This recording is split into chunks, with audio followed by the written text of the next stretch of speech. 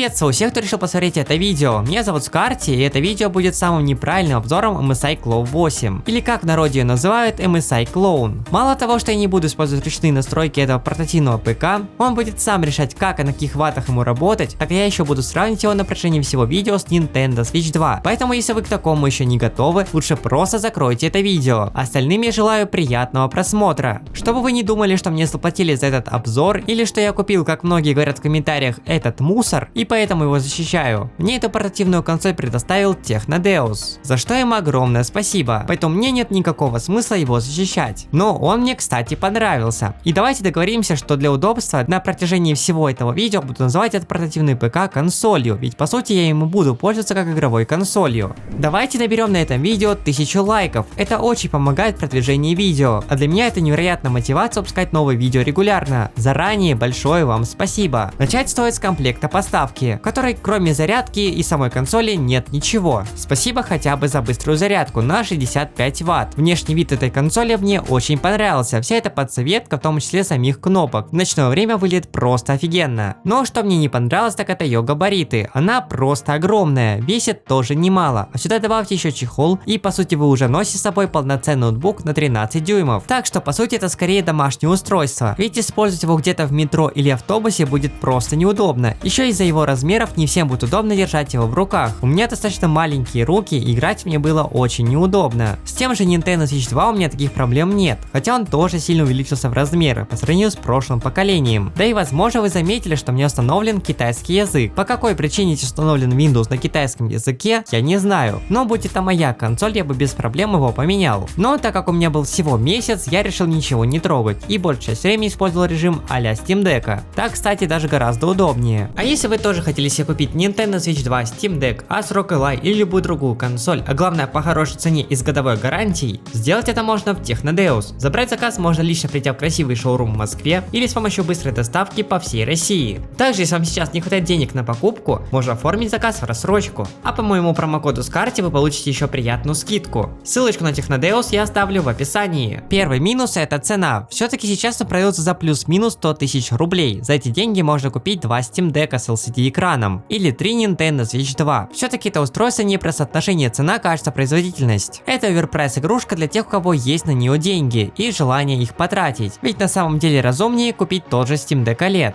Размеры этой консоли сводят на нет весь смысл портативного гейминга. По сути это просто прикроватное устройство, когда уже вроде лежишь в кровати, готовишься ко сну, но игры тебя не отпускают. В таком формате, наверное, нужно и использовать эту консоль. Третий минус — откровенно субъективщина. Ведь для кого-то это не проблема, но для меня это минус. И я говорю про шум. Консоль слышно даже находясь на рабочем столе, без запущенных браузеров и тем более игр. Даже находясь в режиме ожидания, она умудрялась шуметь. Не знаю, чем она там занималась, просто тот же Nintendo Switch 2 практически не слышно даже во время игры. Как это и бывает со всеми мощными портативными консолями, особенно на винде, аккумулятор достаточно слабый. В требовательных играх, дай бог, вы получите 2 часа игры на одном заряде, но в каких-то более простеньких играх консоль проявит себя получше. На этом минусы заканчиваются, и можно переходить к плюсам. Железо данной консоли весьма мощное, здесь установлен процессор от Intel, из-за чего, кстати, на эту консоль сыпется большое количество негатива. Многим почему-то не нравится этот процессор. Возможно, на выходе этой консоли были проблемы с оптимизацией, но сейчас за целый месяц, что я пользовался этим устройством, проблем с оптимизацией я не испытал. 32 гигабайта оперативной памяти в портативной консоли на Windows — это то, что должно быть в базе. Ведь 16 гигабайт, из которых часть уходит на видео память, страшно не хватает, а здесь все в порядке. Еще я оценил 1 терабайт быстрого SSD, которую, кстати, если что, можно расширить карточкой памяти. Кстати, все порты вынесли на верхнюю часть, что очень хорошо. Последний плюс — это, конечно же, Steam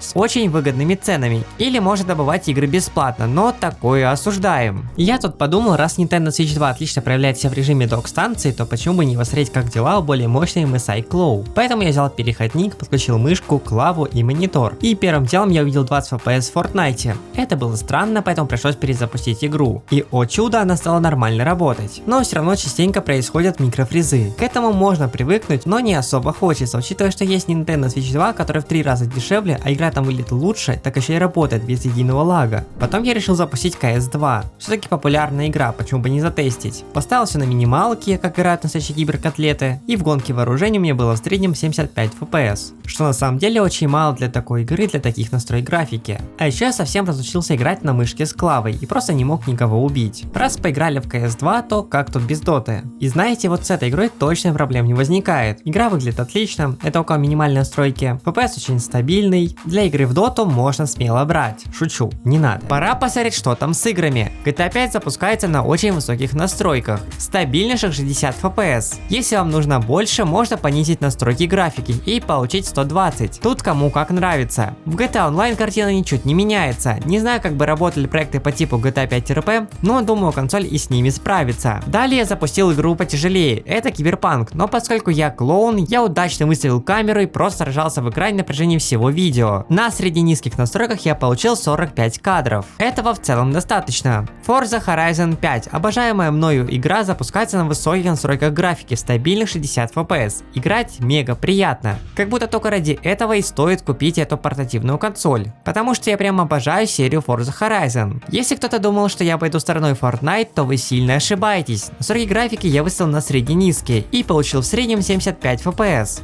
Но из-за кривого движка Unreal Engine 5 эти 75 FPS были нестабильными. Периодически случаются микрофризы и пропадает звук. Особенно это заметно в первые пару минут после начала игры. Потом ситуация налаживается и играть уже комфортно. Но все же на моем Nintendo Switch 2 играть в Fortnite гораздо приятнее. И игра выглядит лучше. Потом я зашел в игру детства. Это Left 4 Dead 2, которая же идет отлично. Было бы странно, если бы она лагала. Я жалею, что многих игр, в которые я бы хотел поиграть, нет на свитче. И какие-то скоро появятся, но вот Left 4 Dead точно никто портировать не будет. Пора подводить итоги. С этой консолью я провел чуть больше месяца, и скажу честно, это был интересный опыт. Большое спасибо магазину Technodel, что предоставил мне эту консоль. Рекомендовать к покупке MSI Claw я все-таки не могу. Устройство слишком дорогое, в то время, когда есть аналоги за более скромную сумму. Тот же Steam Deck OLED. Но если вам хочется именно MSI Claw, тогда берите. Это интересное устройство, которое будет еще долго тянуть новые игры. На этом ролик подходит к концу. Пожалуйста, не забывайте ставить лайки и подписываться на канал. Это очень сильно помогает в продвижении видео. Всем спасибо за просмотр, удачи!